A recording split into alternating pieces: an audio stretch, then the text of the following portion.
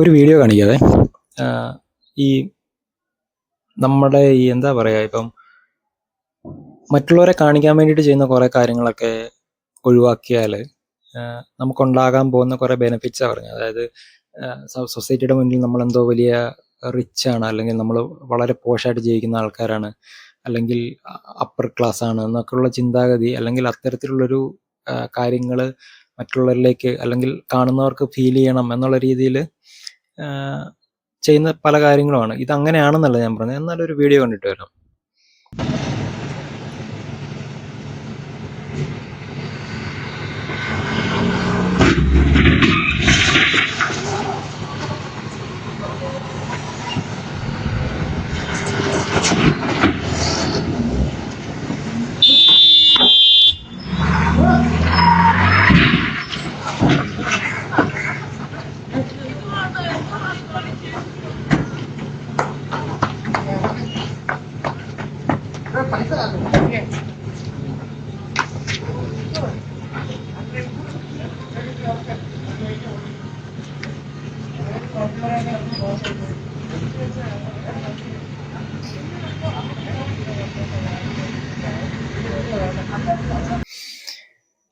നിങ്ങൾ ആ വീഡിയോ ഉണ്ടോ?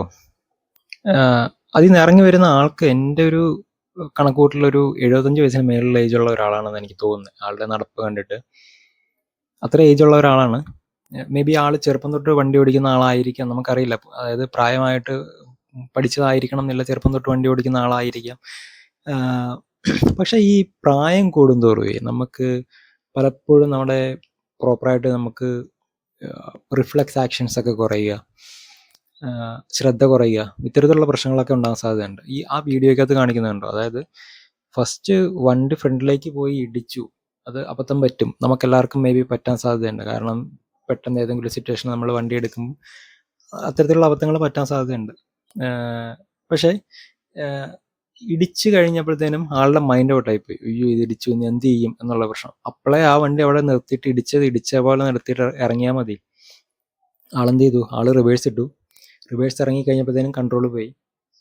ഒരു വാൻ വരുന്നത് കണ്ടില്ലേ? ആ വാനിട്ട് ഇടിച്ചായിരുന്നെങ്കിലോ? അതിന് മുമ്പ് ബൈക്കുകൾ പാസ് ചെയ്ത് പോയിട്ട് കണ്ടില്ലേ? അതിനിട്ട് ഇടിച്ചാലോ? വഴിയെ പോകുന്ന ആൾക്കാരൊക്കെ ഇടിച്ചായിരുന്നെങ്കിലോ? എന്തൊക്കെ പ്രശ്നങ്ങളുണ്ടാകും? എന്നിട്ട് എന്താ സംഭവിച്ച? റൗണ്ട് ചെയ്ത് കയറി ഒന്ന് ഇടിച്ച് നിന്നു. ഇത്തരത്തിലുള്ള പല പ്രശ്നങ്ങളും ഉണ്ട്. കഴിഞ്ഞ ദിവസം ഒരാൾ ചെയ്തൊരു വീഡിയോ, ആളെ ഞാൻ ഓർക്കുന്നില്ല, ആൾ ചെയ്ത വീഡിയോ, അതായത് ഒരു റോഡിൽ ഒരു വണ്ടി, ഒരു ഏജുള്ള ആളാണ്, വണ്ടി ആള് ഒന്ന് യൂ ടേൺ എടുക്കാൻ ശ്രമിക്കുക, ഒറ്റയടിക്ക് തിരിഞ്ഞു വരില്ല, നേരെ വിലങ്ങി നിൽക്കുക. ചുറ്റിനും പോകുന്നവരെല്ലാം ഓണടി. എന്തോ അത്യാവശ്യപ്പെട്ട് വായുഗുളിക മേടിക്കാൻ പോകാനായിട്ട് തിരക്കിട്ട് പോകുന്ന ആൾക്കാരാ. ഞാൻ പറയട്ടെ, ഇപ്പം ഞാനും നിങ്ങളും എല്ലാവരും വണ്ടി ഓടിച്ച് പഠിച്ചിരിക്കുന്ന ആൾക്കാരെല്ലാം വെബബ വെച്ച് തന്നെയാണ് പഠിച്ചിരിക്കുന്നത്, അല്ലേ? ഈ പറയുന്ന പോലെ എഞ്ചിനിടിച്ച് റോഡിൽ നിൽക്കുക, ഈ പറയുന്ന ആവശ്യമില്ലാതെ ആക്സിലേറ്റർ കൊടുത്ത്, അല്ലെങ്കിൽ അത്തരത്തിൽ മറ്റുള്ളവർക്ക് അയ്യവൻ എന്താ കാണിക്കുന്നതെന്ന് തോന്നുന്ന രീതിയിൽ തന്നെ ഓടിച്ചാണ് നമ്മൾ ഈ ഒരു പെർഫെക്റ്റ്, അല്ലെങ്കിൽ പെർഫെക്റ്റ് എന്ന് പോലും പറയാൻ പറ്റത്തില്ലെങ്കിൽ പോലും അത്യാവശ്യം തരക്കേടില്ലാത്ത രീതിയിൽ വണ്ടി ഓടിക്കാൻ പഠിക്കുന്നത്. പുതിയ ആൾക്കാർ, അല്ലെങ്കിൽ ഇത്തരത്തിൽ റോഡിൽ കൂടെ പോകുന്ന ആൾക്കാരോട് ഇപ്പോഴും നമുക്ക് ആ ഒരു പുച്ഛമല്ലേ, എന്തുവാ കാണിക്കുന്നത്, ഇഴഞ്ഞിഴഞ്ഞ് പോകുന്നു നമ്മൾ പറയാറില്ലേ? ഉണ്ട്. അവർക്ക് അതേ പറ്റുള്ളായിരിക്കും. അവർക്ക് ആ ഒരു സ്പീഡിൽ വണ്ടി ഓടിക്കാൻ കൺട്രോൾ ഉള്ളായിരിക്കും. അവനവന് കൺട്രോളുള്ള സ്പീഡിൽ പോയാൽ പോരെ.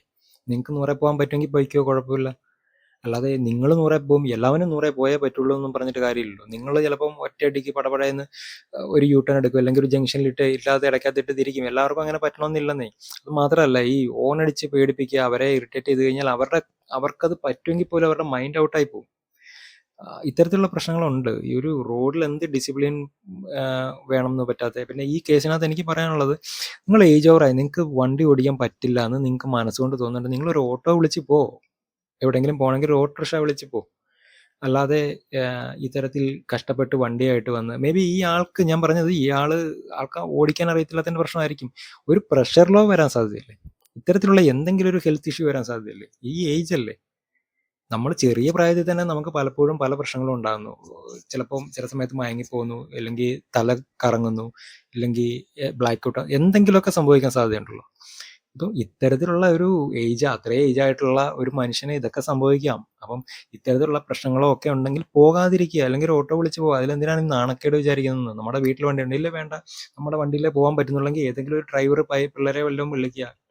അല്ലെങ്കിൽ ഈ പറയുന്ന എത്രയോ അടുത്ത് നമ്മുടെ നാട്ടിലൊക്കെ ഉണ്ട്. ഓട്ടോ ഓടിക്കുന്ന ആൾക്കാർ, പ്രൈവറ്റ് വണ്ടികൾ ഓടിക്കുന്ന ഇഷ്ടം പോലെ കാര്യങ്ങളുണ്ട്. ഒരു ഓട്ടോക്കാരനെ വിളിക്കുക, എന്നിട്ട് പറയാ, "നീ നിന്റെ ഓട്ടോ മുറ്റത്തിട്. എന്നിട്ട് ഈ വണ്ടി എടുത്ത് നമുക്ക് പോയിട്ട് വരാം" എന്ന് പറഞ്ഞിട്ട് അവൻ ആ വണ്ടിക്കുള്ള റെന്റിനുള്ള കാശ് കൊടുത്താൽ മതി. അവൻ ഓട്ടം പോയാൽ പോരെ. അല്ലാതെ അവൻ അവൻ്റെ ഓട്ടോ തന്നെ ഓടിക്കൊള്ളുന്നൊന്നും ഇല്ല. അങ്ങനെയുള്ള ഒരുപാട് ആൾക്കാരുണ്ടെന്നേ ഡ്രൈവർമാരെ.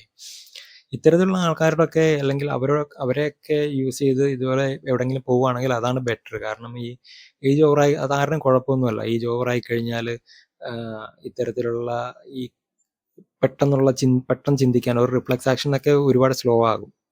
അതാണ് പ്രശ്നം. അപ്പം ഇത്തരത്തിലുള്ള സമയത്തൊക്കെ പരമാവധി വണ്ടി ഓടിക്കാതിരിക്കുന്നതാണ് ഏറ്റവും നല്ലത്. അല്ലെങ്കിൽ ഇപ്പം നമ്മളാണെങ്കിൽ പോലും മൈൻഡ് ഓഫ് ആണ്, മൂഡ് ഓഫ് ആണെങ്കിൽ പോലും വണ്ടി ഓടിക്കരുതെന്നാണ് എനിക്ക് പറയാനുള്ളത്. കാരണം നമ്മുടെ മൈൻഡിനനുസരിച്ചായിരിക്കും നമ്മൾ വണ്ടി ഓടിക്കുക. പക്ഷെ ഞാനൊക്കെ എന്ന് പറഞ്ഞാൽ ഭയങ്കര സ്ട്രെസ് ആണെങ്കിൽ വണ്ടി ഏതെങ്കിലും, കൂടുതലും ഞാൻ നൈറ്റാണ് ഡ്രൈവ് ചെയ്യാൻ എനിക്കിഷ്ടം. ഇവിടെ അടുത്ത് വലിയ തിരക്കില്ലാത്ത ഏതെങ്കിലും ഒരു റോഡിൽ ഒരു 10 കിലോമീറ്റർ ഒന്ന് പോയിട്ട് വന്നാൽ എൻ്റെ മൈൻഡൊക്കെ ഓക്കെ ആവും. പക്ഷേ മേ ബി ഞാൻ ഭയങ്കര ദേഷ്യത്തിലിരിക്കുന്ന സമയത്താണെങ്കിൽ ഞാൻ വണ്ടി എടുത്തു കഴിഞ്ഞാൽ ഞാനത് ഈ പറയുന്ന പോലെ നമുക്ക് ആ ഒരു ഫ്രസ്ട്രേഷൻ്റെ പുറത്ത് നമ്മൾ എന്ത് ചെയ്യുമെന്ന് അറിയാൻ പറ്റില്ല. അതാണ് പ്രശ്നം. അത്തരത്തിലുള്ള സിറ്റുവേഷനിലൊക്കെ നമ്മൾ വണ്ടി ഉപയോഗിക്കാതിരിക്കുക. അല്ലെങ്കിൽ അങ്ങനെ എന്തെങ്കിലും ഹെൽത്ത് ഇഷ്യൂ ഉണ്ടെന്ന് തോന്നിയാൽ, അല്ലെങ്കിൽ മൈൻഡ് ഓക്കെ അല്ലാന്ന് തോന്നിയാൽ അടുത്തൊരു സുഹൃത്തിനെയോ അല്ലെങ്കിൽ അടുത്തൊരാളെയോ കൂട്ടി നമ്മൾ എവിടെയെങ്കിലും പോകണമെന്ന് നിർബന്ധമാണെങ്കിൽ പോവുക. അല്ലെങ്കിൽ നമ്മളൊന്ന് ഓക്കെ ആയി കഴിഞ്ഞ് പോവുക.